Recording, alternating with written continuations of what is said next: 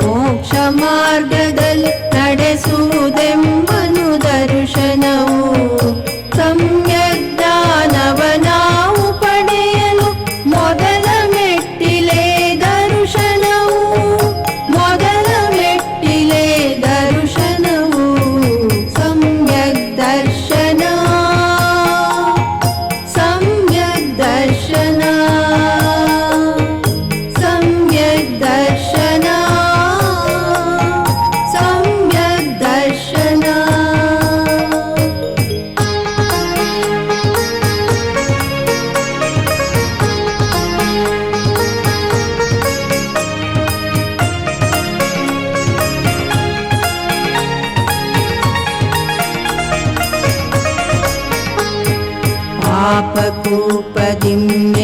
ಪಾಪಕೂಪದಿಮ್ಮೇಲೆತ್ತೆಮ್ಮನು ಹೊರಗಿಣುಕಿಸುವುದು ದರ್ಶನವು. ಪಾಪಕೂಪದಿಮ್ಮೇಲೆತ್ತೆಮ್ಮನು ಹೊರಗಿಣುಕಿಸುವುದು ದರ್ಶನವು. ಇಂದ್ರಿಯ ಸುಖದಿಂದ ತೀಂದ್ರಿಯದೆಡೆ ಒಯ್ಯುವುದೆಮ್ಮನು ದರ್ಶನವು. ಒಯ್ಯುವುದೆಮ್ಮನು ದರ್ಶನವು. ಸಮ್ಯಕ್ ದರ್ಶನ, ಸಮ್ಯಕ್ ದರ್ಶನ, ಸಮ್ಯಕ್ ದರ್ಶನ, ಸಮ್ಯಕ್ ದರ್ಶನ.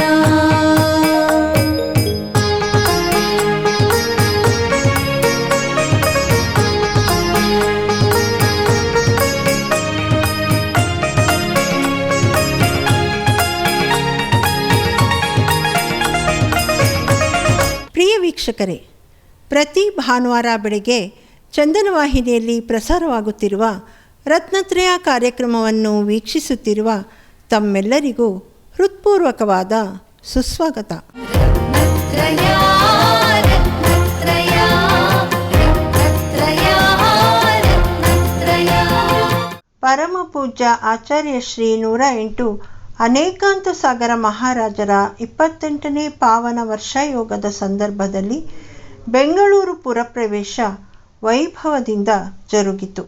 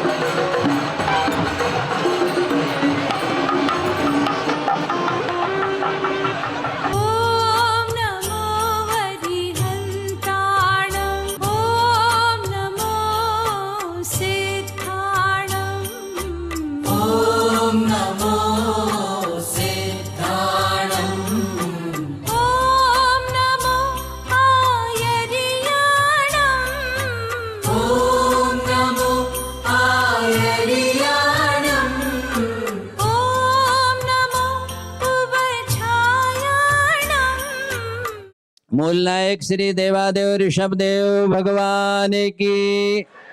हुमशा पद्मावती शैव श्री मूलनायक पार्श्वनाथ भगवान की। श्रवण बेलगोला विराजमान, धर्मस्थल विराजमान, सर्व अतिशय सिद्ध क्षेत्र विराजमान श्री गोमटेश्वर बाहुबली भगवान की, चार्य चक्रवर्ती प्रथमाचार्य शांति सागर जी महाराज की, आचार्य भगवंत गुरुदेव अभिनंदन सागर जी महाराज की।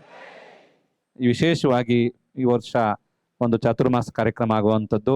ಆಚಾರ್ಯ ಶ್ರೀಯವರ ವಾತ್ಸಲ್ಯ, ಅವರು ನಾವುಗಳು ಏನೂ ಮಾಡಿರೋದಿಲ್ಲ, ಚಿಕ್ಕದ್ದು ಏನಾದರೂ ಒಂದು ಕೆಲಸ ಮಾಡಿದ್ರು ಅದನ್ನು ದೊಡ್ಡದಾಗಿ ಉಪಕಾರ ಸ್ಮರಣೆ ಅನ್ನೋ ರೀತಿಯಲ್ಲಿ ಅವರು ನಮ್ಗೆಲ್ಲರಿಗೂ ಹೇಳ್ತಾರೆ, ಎಲ್ಲಿ ಹೋದ್ರೂ ಹೇಳ್ತಾರೆ. ತರುಣ್ ಸಾಗರ್ ಜಿ ಮಹಾರಾಜರಿಂದ ನಮ್ದು ಚಾತುರ್ಮಾಸ ಶುರುವಾಗಿದೆ. ಒಂದು ತೊಂದರೆ ಇಲ್ಲದೆ ಇಷ್ಟರವರೆಗೆ ಮಹಾರಾಜರುಗಳ ವಿಹಾರ ಆಗಿದೆ. ಏನೂ ತೊಂದರೆ ಇಲ್ಲದೆ 18 ವರ್ಷ ಮುನಿಗಳ ವಿಹಾರ ಈ ಸಿಟಿಯಲ್ಲಿ ಆಗಿದೆ.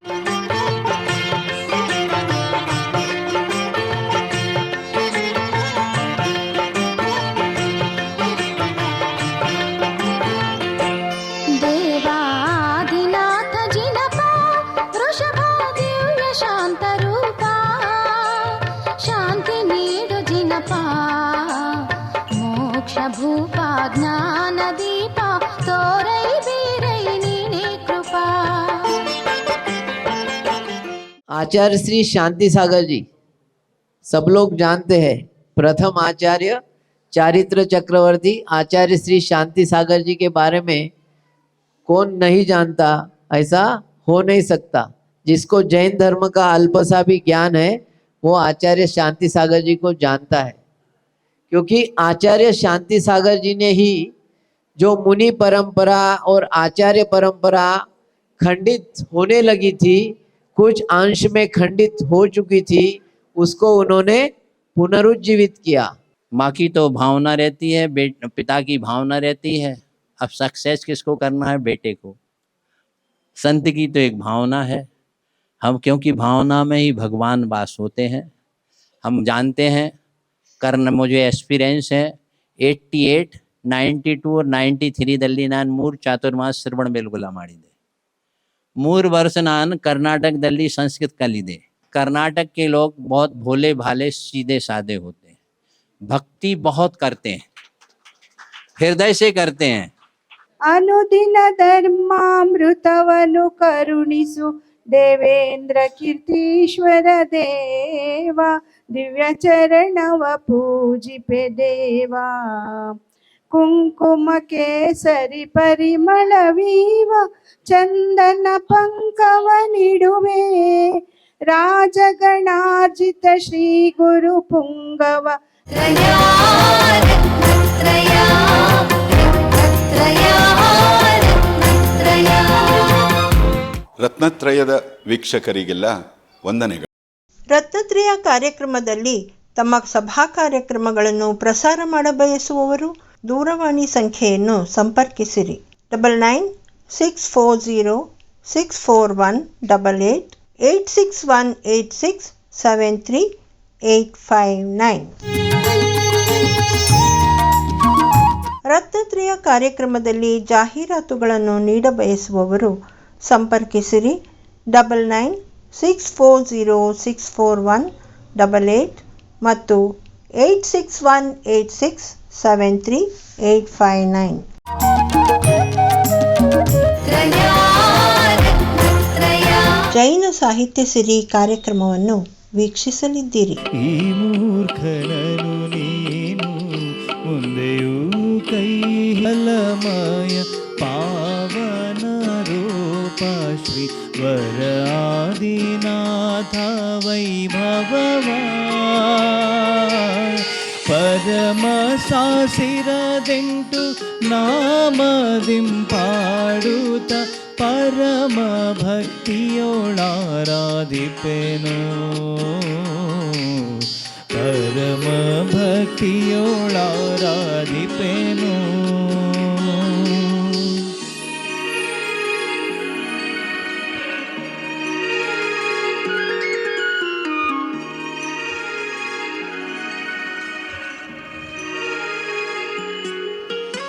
ಗುಣನಾಥನು ನೀನು ಗುಣಭೂಷಣನು ನೀನು, ಗುಣರತ್ನಾಭರಣ ಶ್ರೀ ಪ್ರವಿಷ್ಟ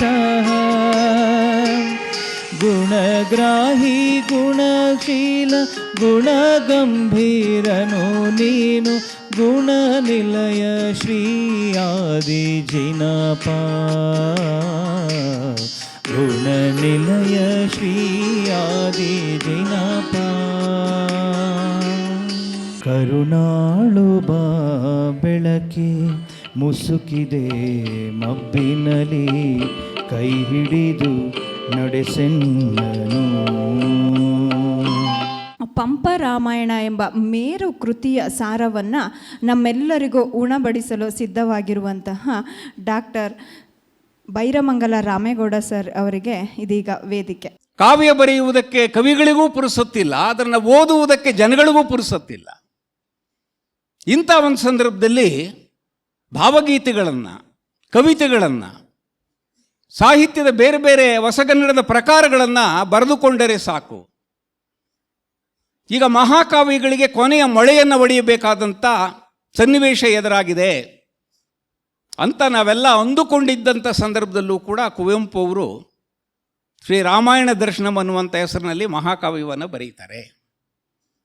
ಅಂದರೆ ಪಂಪನಿಂದ ಮೊದಲುಗೊಂಡು ಕುವೆಂಪುವರೆಗೆ ಮಹಾಕಾವ್ಯ ಬರೆಯುವಂಥ ಪರಂಪರೆ ಕನ್ನಡದಲ್ಲಿ ಅನೂಚಾನವಾಗಿ ಬೆಳೆದುಕೊಂಡು ಬಂದಿದೆ. ಮನುಷ್ಯ ಜಾತಿ ತಾನೊಂದೇ ಒಲಂ ಅಂತ ಪಂಪ ಹೇಳಿದ್ರೆ, ಕುವೆಂಪು ಅವರು ವಿಶ್ವಮಾನವ ಸಂದೇಶವನ್ನು ಸಾರ್ತಾರೆ.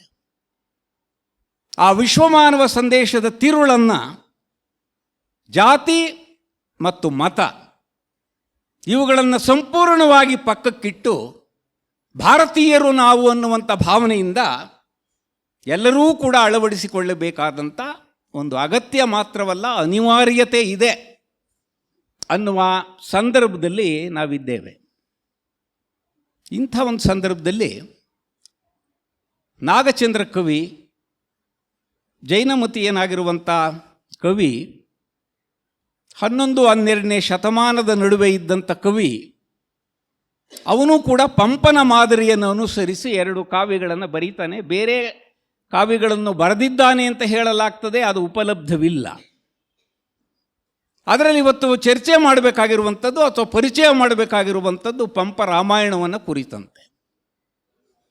ಪಂಪ ರಾಮಾಯಣದ ಜೊತೆಯಲ್ಲಿ ಅವನು ಮಲ್ಲಿನಾಥ ಪುರಾಣ ಅನ್ನುವಂಥ ಒಂದು ಮಹಾಕಾವ್ಯವನ್ನು ಕೂಡ ಬರೆದಿದ್ದಾನೆ. ಮಲ್ಲಿನಾಥ ನಿಮಗೆ ಗೊತ್ತಿರೋ ಹಾಗೆ 19ನೇ ಜೈನ ತೀರ್ಥಂಕರ. ಆ 19ನೇ ಜೈನ ತೀರ್ಥಂಕರನ ಚರಿತೆಯನ್ನು 14 ಆಶ್ವಾಸಗಳ ಒಂದು ಮಹಾಕಾವ್ಯವಾಗಿ ಅವನು ರೂಪಿಸಿದ್ದಾನೆ.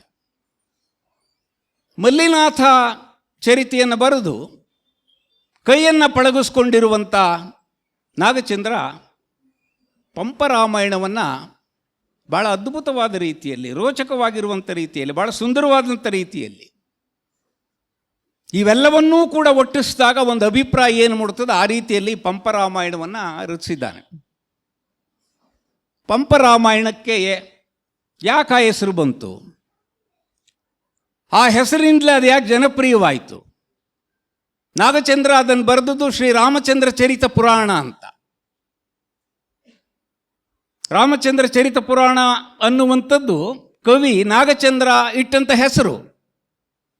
ಆದರೆ ತನಗಿಂತ 150 ವರ್ಷಗಳ ಹಿಂದೆ ಇದ್ದಂಥ ವಿಕ್ರಮಾರ್ಜುನ ವಿಜಯದಂಥ ಕಾವ್ಯವನ್ನು ಬರೆಯುವುದಾದರೆ ಅದು ಪಂಪನಿಂದ ಮಾತ್ರ ಸಾಧ್ಯ ಅಂತ ಅವನಿಗೆ ಸಮಕಾಲೀನರಾಗಿದ್ದಂಥ ಕವಿಗಳಿಂದ ಹೊಗಳಿಸಿಕೊಂಡಿದ್ದಂತಹ ಅಂಥ ಪಂಪನ ಮಾದರಿಯನ್ನು ಅನುಸರಿಸಿಯೇ ನಾನೂ ಕಾವ್ಯವನ್ನು ಬರೀಬೇಕು ಅಂತ ನಾಗಚಂದ್ರನಿಗೆ ಅನ್ನಿಸಿದ್ದರೆ ಅದರಲ್ಲೇನೂ ಆಶ್ಚರ್ಯ ಇಲ್ಲ.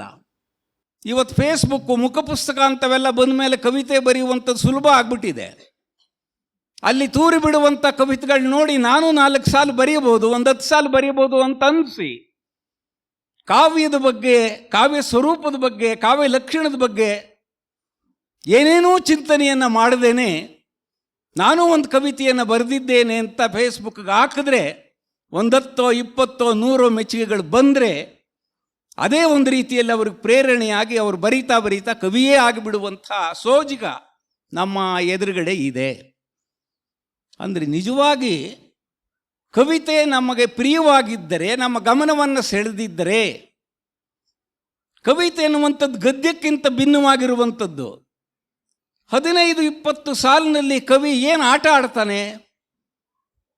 ಒಂದು 100 ಪುಟಕ್ಕೆ 200 ಪುಟಕ್ಕೆ ವಿಸ್ತರಿಸಬಹುದಾದಂಥ ವಿಚಾರಗಳನ್ನು ಒಂದು 20-25 ಸಾಲಿನಲ್ಲಿ ತರೋದಕ್ಕೆ ಸಾಧ್ಯವೇ? ಅಂದಮೇಲೆ ಕವಿತೆ ಎಷ್ಟು ಅದ್ಭುತವಾದದ್ದು ಅಂತ ಅನ್ನಿಸುವ ಹಾಗೆ ಕವಿತೆಗಳನ್ನು ಬರೀಬೇಕು ಅಂತ ಅಂದ್ಕೊಂಡಿರೋರು, ಕವಿತೆಗಳನ್ನು ಓದ್ಕೊಂಡಿರೋರು, ಮನನ ಮಾಡಿರೋರು, ಚಿಂತನೆ ಮಾಡಿರೋರು ಯಾವುದೋ ಒಂದು ಆದರ್ಶವನ್ನು ಇಟ್ಕೋತಾರೆ. ನಮ್ಮೆದುರುಗಡೆ ಕಾವ್ಯ ಬರೆಯೋದಕ್ಕೆ ಅಂತ ಬೇಕಾದಷ್ಟು ಕನ್ನಡದಲ್ಲಿ ಆದರ್ಶಗಳಿವೆ. ಅವರು ಬೇಂದ್ರೆ ಆಗಿರ್ಬೋದು, ಕುವೆಂಪು ಆಗಿರ್ಬೋದು, ಪೂತಿ ನರಸಿಂಹಾಚಾರ್ಯ ಆಗಿರ್ಬೋದು, KS ನರಸಿಂಹಸ್ವಾಮಿಯವರು ಆಗಿರ್ಬೋದು, ಗೋಪಾಲಕೃಷ್ಣ ಅಡಿಗರಾಗಿರ್ಬೋದು. ಈಗ ಪಟ್ಟಿಯನ್ನು ಎಳಿತಾ ಹೋಗ್ತಾ ಬರೀತಾ ನಾನು ಇನ್ನೊಬ್ಬರ ಪಾದರಕ್ಷೆಯಲ್ಲಿ ಕಾಲುಗಳನ್ನು ಹಾಕ್ಕೊಂಡು ಹೋಗ್ತಾ ಇದ್ದೀನಿ. ಸ್ವತಂತ್ರವಾದಂಥ ಒಂದು ಪಾದರಕ್ಷೆಯನ್ನು ಹುಡುಕೋಬೇಕು. ವಿದ್ವಾಂಸರ ಬಳಿಗೆ ತೆಗೆದುಕೊಂಡು ಬಂದರೆ ಅವರು ಅದನ್ನು ಪರಿಶೀಲಿಸಿದ್ರೆ ಭಾಳ ಹಳೆಯದಾಗಿರುವಂಥ ಯಾವುದಾದ್ರೂ ಮಹತ್ವದ ಕಾವ್ಯ ಇದ್ದರೆ ಅದನ್ನು ಪ್ರಕಟಿಸಬಹುದು. ಆದ್ದರಿಂದ ಅಂಥ ಕೆಲಸವನ್ನು ಮಾಡಿ ಕನ್ನಡವನ್ನು ಕಟ್ಟುವುದು ಅಂತೀವಲ್ಲ, ಕನ್ನಡವನ್ನು ಮೆರೆಸುವುದು ಅಂತೀವಲ್ಲ, ಹೀಗೆ ಮಾಡುವುದು ಕೂಡ ಕನ್ನಡವನ್ನು ಕಟ್ಟುವ ಮತ್ತು ಮೆರೆಸುವ ಕೆಲಸ ಆಗ್ತದೆ ಅಂತ BM ಶ್ರೀಕಂಠಯ್ಯನವರು ಕರೆಯನ್ನು ಕೊಟ್ಟರು. BM ಶ್ರೀ ಪ್ರತಿಷ್ಠಾನದಲ್ಲೂ ಕೂಡ ಹಸ್ತಪ್ರತಿಗಳನ್ನು ಸಂರಕ್ಷಣೆ ಮಾಡುವಂಥ ಕೆಲಸವನ್ನು ಮಾಡ್ತಾ ಇದ್ದೀವಿ.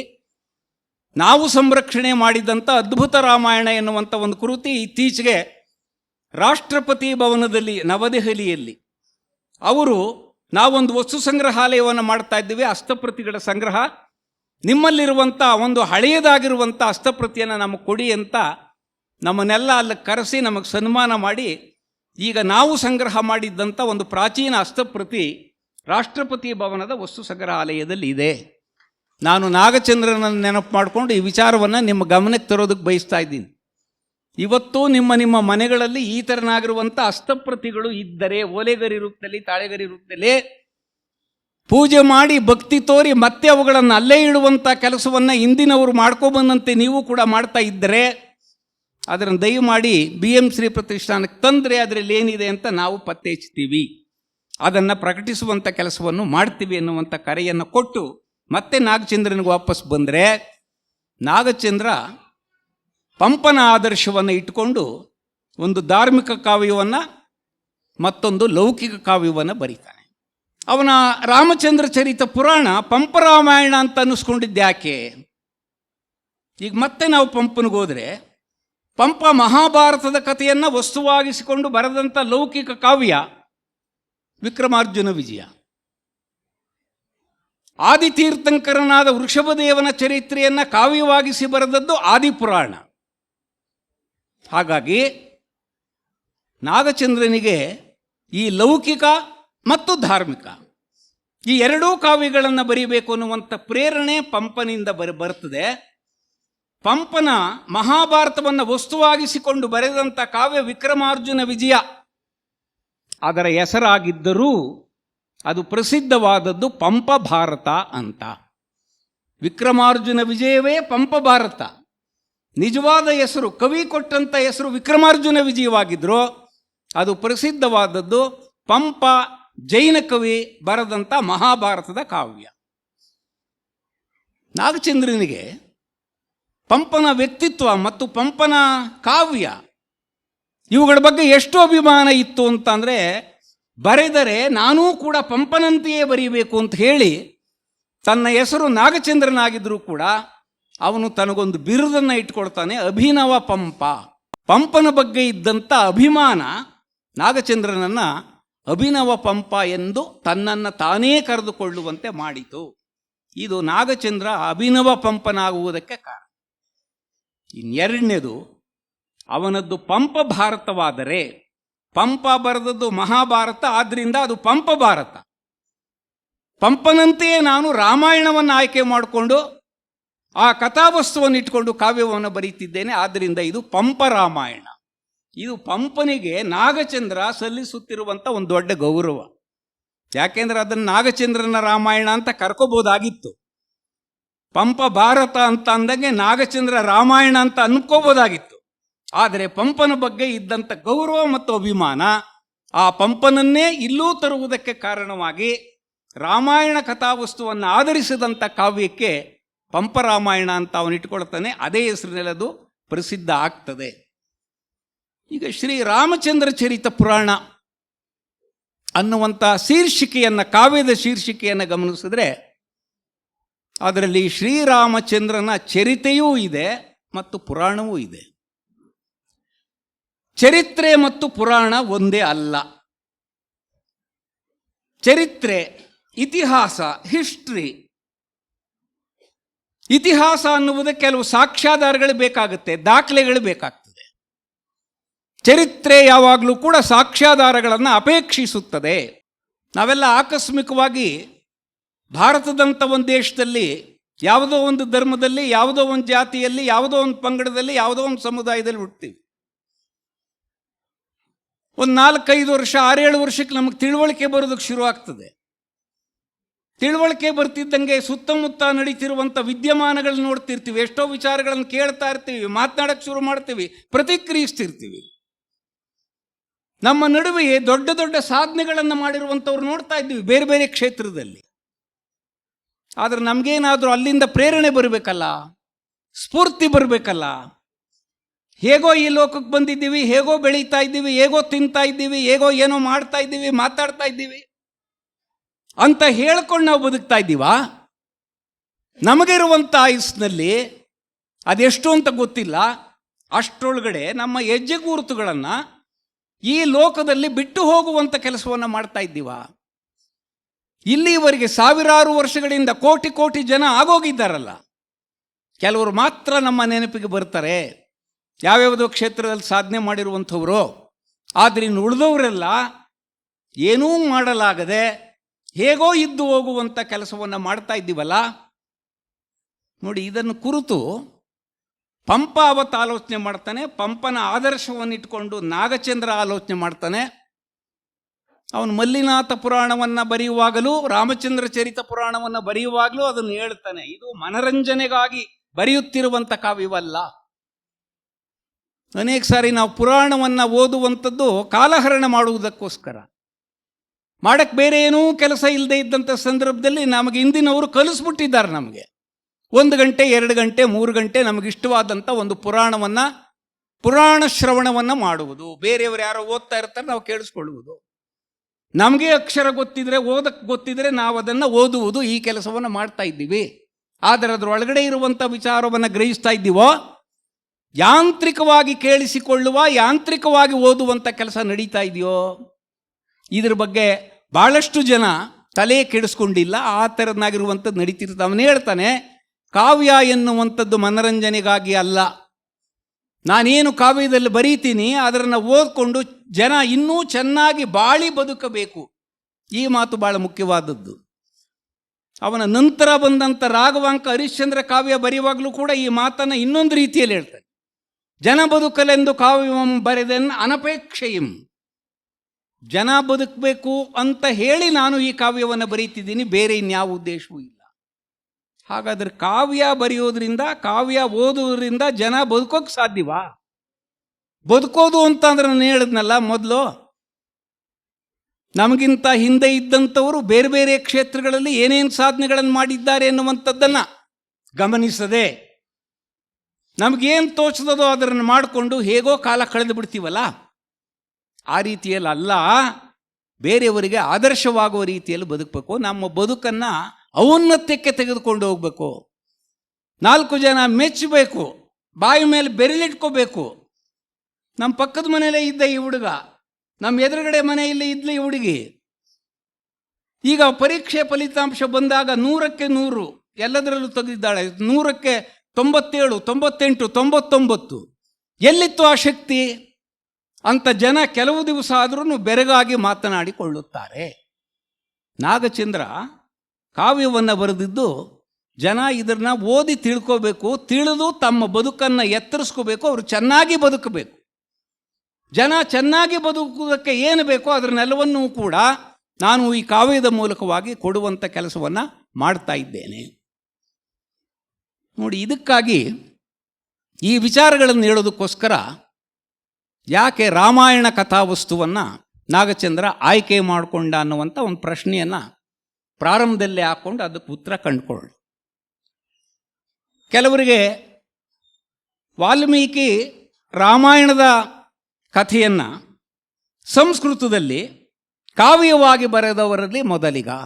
ನನ್ನ ಮಾತುಗಳನ್ನು ಮುಗಿಸ್ತೇ, ನಮಸ್ಕಾರ. ಶ್ರೀ ಕಟಾರಿ ವಿಜಯ್ ಕುಮಾರ್ ಪಿ ಅವರಿಂದ ಅಧ್ಯಕ್ಷೀಯ ನುಡಿ. ಜೈನ ಸಾಹಿತ್ಯ ಸಿರಿ ಕಾರ್ಯಕ್ರಮವು ಡಾಕ್ಟರ್ ಬೈರಮಂಗಲ ರಾಮೇಗೌಡ ಅಧ್ಯಕ್ಷರು BM ಶ್ರೀ ಪ್ರತಿಷ್ಠಾನ ಇವರಿಂದ ನಾಗಚಂದ್ರ ಕವಿಯ ಪಂಪ ರಾಮಾಯಣದ ವೈಶಿಷ್ಟ್ಯ ಒಂದು ನೋಟದ ವಿಶೇಷ ಉಪನ್ಯಾಸವನ್ನು ನಿಮ್ಮೆಲ್ಲರೊಂದಿಗೆ ನಾನು ನನ್ನ ಕುಟುಂಬದವರೊಂದಿಗೆ ಆಸಕ್ತಿಯಿಂದ ಆಲಿಸಿ ಸಂತೋಷಪಟ್ಟಿದ್ದೇವೆ.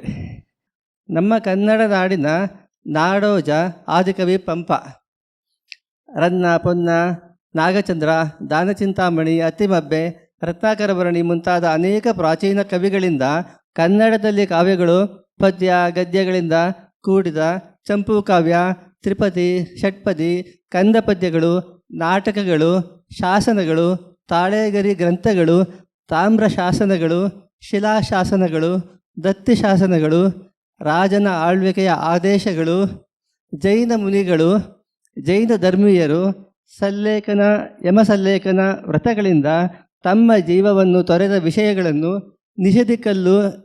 ನಿಷೇಧಿಕಲ್ಲುಗಳಿಂದ ನಾವು ತಿಳಿಯುತ್ತಿದ್ದೇವೆ.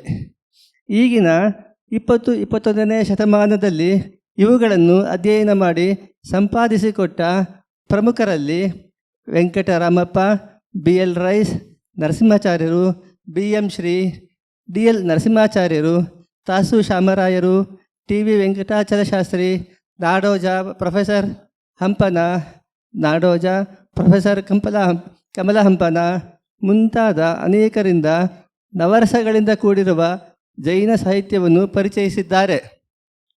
ಇಂದಿನ ಸಭೆಯಲ್ಲಿ ವಿಶೇಷ ಉಪನ್ಯಾಸ ನೀಡಿದ ಡಾಕ್ಟರ್ ಬೈರಮಂಗಲ ರಾಮೇಗೌಡರೂ ಸಹ ತಮ್ಮ ಅಮೂಲ್ಯವಾದ ಕಂಠದಿಂದ ನಮ್ಮ ಶ್ರೀಮಂತ ಪರಂಪರೆಯನ್ನು ನಮಗೆ ಸರಳವಾಗಿ ತಿಳಿಸಿ ನಮ್ಮೆಲ್ಲರ ಮೆಚ್ಚುಗೆಗೆ ಪಾತ್ರರಾಗಿದ್ದಾರೆ.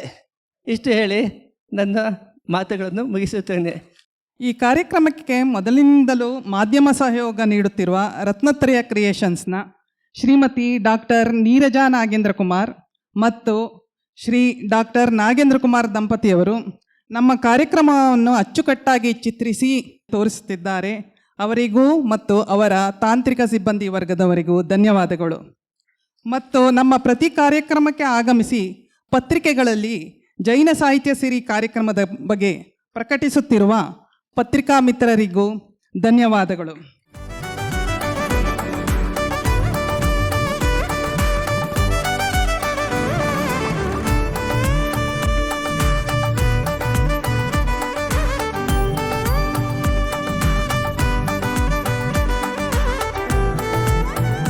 ಪರಿವಾರವೆಲ್ಲ ರವಿವಾರದಂದು 30 ನಿಮಿಷಗಳ ರಂಜನೆಯ ಕಂಡು ಧನ್ಯೋಸ್ಮಿ ಧನ್ಯೋಸ್ಮಿ ಧನ್ಯೋಸ್ಮಿ ಎಂದು